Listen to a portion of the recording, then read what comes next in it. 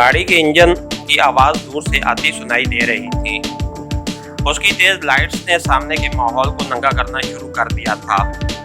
फिर जमशेद का दिल खुशी से उछलने लगा जब उसने गाड़ी के ब्रेक लगने की आवाज़ सुनी। आहिस्ता आहिस्ता गाड़ी रेंगती रही और मिलाकर इंजन उसके नज़दीक आकर ठहर गया।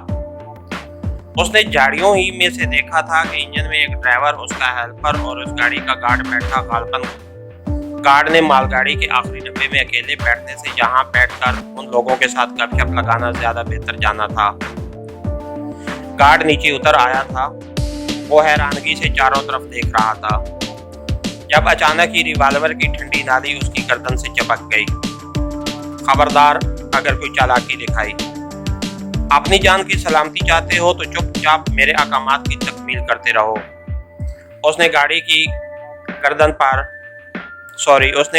गर्दन पर रिवाल्वर का दबाव इस तरह बढ़ाया था कि उसकी घुग्गी बंद गई। आप मुझे कुछ न कहे महाराज, जैसे आप हुक्म करेंगे, जैसे आप हुक्म करेंगे। उसकी जबान लड़खड़ा रही थी। जमशेद उसे इस पोजीशन में इंजन में ले आया था जहां ड्राइवर और फायरमैन खौफ से कपकपा रहे थे। देखो, मेरी तुम्हारी कोई लड़ाई नहीं। मैं राणा शमशेर सिंह हूँ, वही डाकू जिसे सरकार ने चंद रोज पहले गिरफ्तार कर दिया था। मैंने कभी किसी कमजोर पर हाथ नहीं उठाया। चुपचाप मेरे अहकामात की तामील करते रहो, तुम्हारी जान सलामत रहेगी, वरना मैं तो मरूंगा ही, तुम भी मारे जाओगे। उसने तीनों से कहा, जो हुक्म महाराज, आप तो हमारे लिए देवता समान हैं। मैं बेगोवाल का रहने वाला हूँ महाराज। आपने हमारे जालिम मुखिया को मारकर सारे गांव के मन जीत लिए थे। फायरमैन अमलन उसके कदमों से लपट गया था।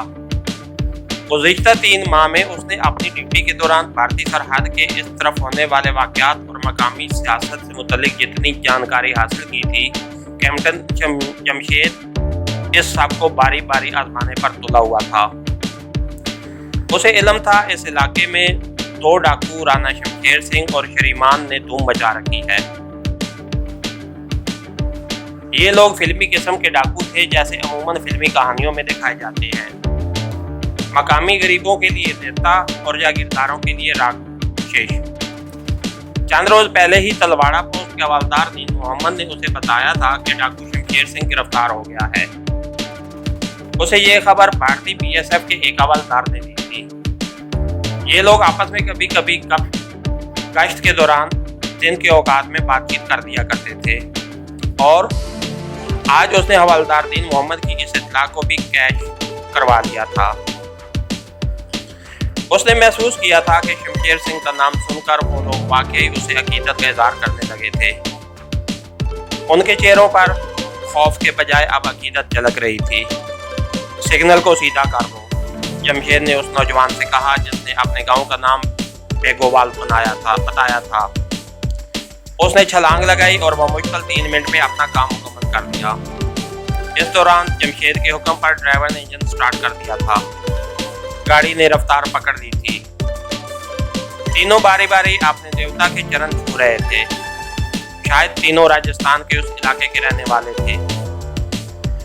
मुझे फौरन एक कपड़े का जोड़ा चाहिए। शमशेर सिंह की जबान पर एतबार करना, तुम दुनिया के जिस कोने में भी होगे उसकी 100 गुना ज्यादा कीमत तुम्हें मिल जाएगी।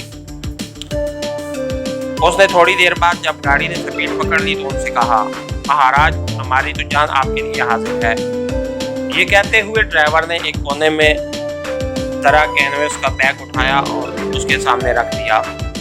इसमें 3-4 कपड़ों के जोड़े, टूथब्रश और साबुन वगैरह रखे थे जिनकी ज़रूरत उसे अक्सर रहती होगी।